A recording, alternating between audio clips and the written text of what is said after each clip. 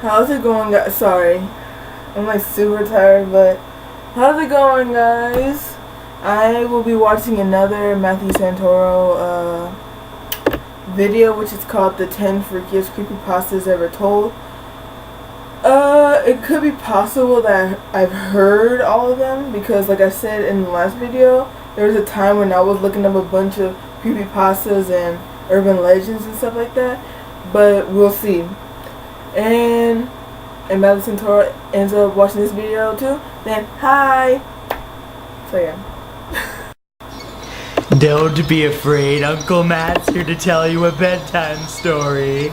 And that's how you set the tone for a video. So creepypastas have become incredibly popular in recent years. A creepypasta is an urban legend or scary story that circulates around the internet. It's essentially like a scary campfire story before the digital age. And just like traditional urban legends, most people write these off as ghost stories, simply the product of a creative mind. But there will always be those out there who ask, what if it really happened? So because I've been reading creepypastas so much lately, I figured I would gather the freakiest ones to share with you all. So here they are, the 10 freakiest creepypastas ever told.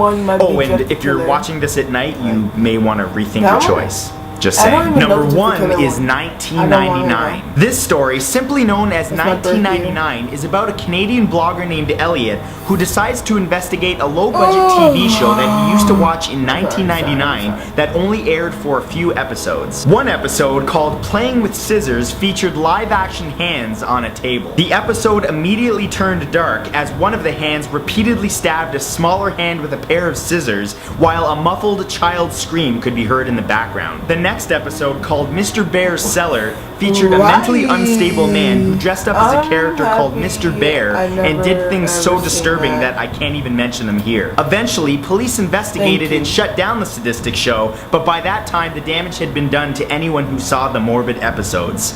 See that? We're starting the episode on a positive note. Number 2 is the Rake. In 2006, a team of researchers unearthed nearly 24 documents dating from the 12th century to the present day describing a creature known only as the Rake. They were filled with various people's encounters with this creature. One couple described their encounter as follows. The couple awoke in the middle of the night to discover sitting at the foot of their bed facing away from them a creature that looked like a half-human, half-big hairless dog. The creature suddenly sprang up, crouched in front of the husband's face, and sprung towards their children's bedrooms. The couple immediately ran after it, but by then it was too late. The couple found their daughter mutilated and close to death, with her final words being, "He is the Rake." Remember that one when you go to bed tonight. Number 3 is Where the Bad Kids Go. A photographer decided to research an old children's show that he used to watch as a child in wartime Lebanon. The half-hour show relied on graphic imagery and scare tactics to keep kids from misbehaving. The closing scene of every episode featured a slow zoom towards an old rusted iron door, and as it got closer, screams could be heard coming from the other side as the text, "That's where the bad kids go," popped up in Arabic. The photographer was able to find the studio where the old show was filmed, and despite being abandoned for a long time, was actually able to find the famous old rusted door, but he was not prepared for what was on the other side. Upon entering the door, he discovered an empty room covered in blood, feces, and bones, with a caged microphone hanging from the middle of the room.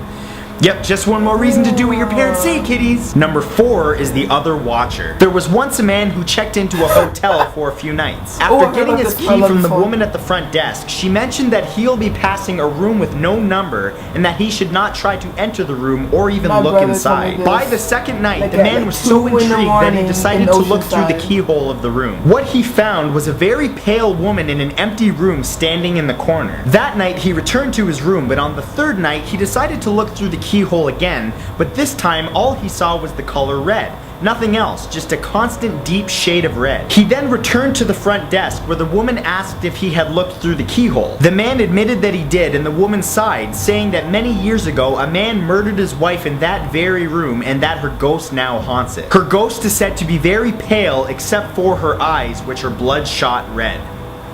Yeah. Number 5 is the SCP Foundation. The Secure, Contain, and Protect Foundation first appeared in 2007 and is made up of numerous doctors, researchers, and agents. Their goal is to understand and catalog abnormal creatures and objects known as SCPs. The SCP website describes the discovery of many disturbing creatures, including one creature known as the SCP-173, or the Sculpture. It's a statue-like creature that has a bloody face and short limbs that must be constantly observed, or it will immediately kill its victim by breaking its neck as soon as eye contact is broken. There are several articles and videos on the internet about the SCP and its creatures, including the Sculpture, but you should only check them out if you're constipated, because you gonna crap your pants. Number 6 is Jeff the Killer. Jeff was a little boy that moved into a new home with his family. One day, 3 teenagers attacked Jeff and his brother, but Jeff defeated them, leaving them in the street with broken wrists and knife wounds. Unfortunately, that encounter made Jeff realize that he enjoyed inflicting pain on others. One night, soon after, Jeff's mother heard crying coming from the bathroom of their house. When she entered the room, she found Jeff carving a permanent smile into his cheeks. He had also cut off his eyelids so that he could avoid sleep. His final words to his mother were, "Mummy, you lied," after which he murdered his entire family and disappeared into the night. Jeff was never seen again, but as legend has it, he's still out there looking for his next victim.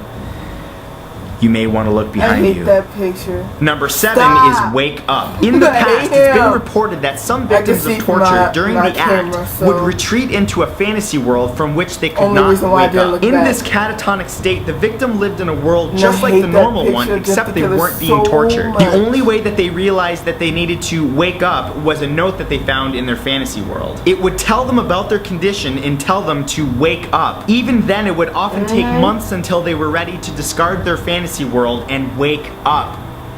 I'll let you think about that one. Number 8 is Slender Man. The Slender Man is a mythical ghoul often depicted as a tall, thin figure wearing a black suit and a blank face. The creature can cause insomnia, paranoia, and memory loss, and is known to distort photographs and video. It's known for killing children almost exclusively, and if you ever see him, it's already too late. It's rumored to have been alive for centuries and even has mythology dating back to Roman times. There are several popular games that have risen based on the Slender Man story, including Slender, the 8 Pages. Feel free to play it at night with the lights off because a Slendy reaction video is always priceless.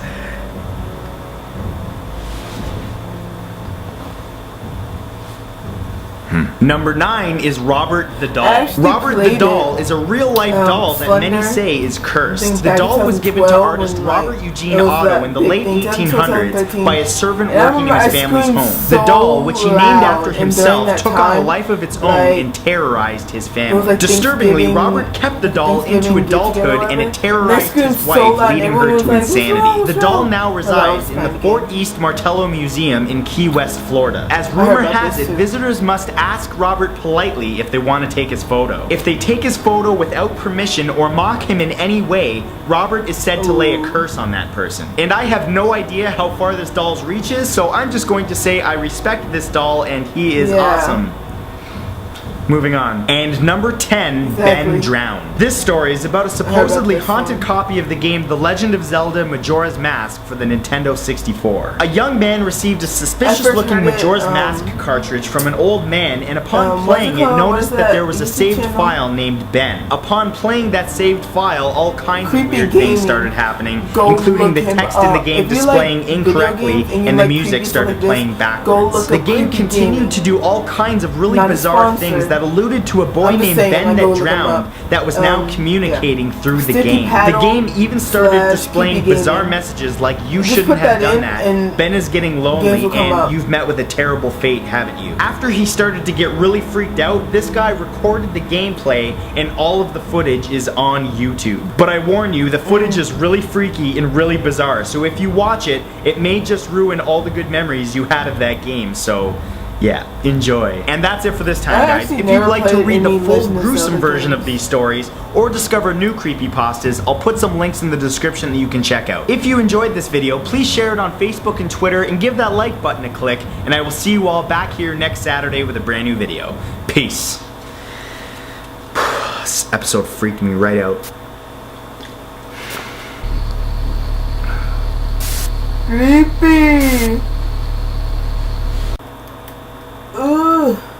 So I have heard of,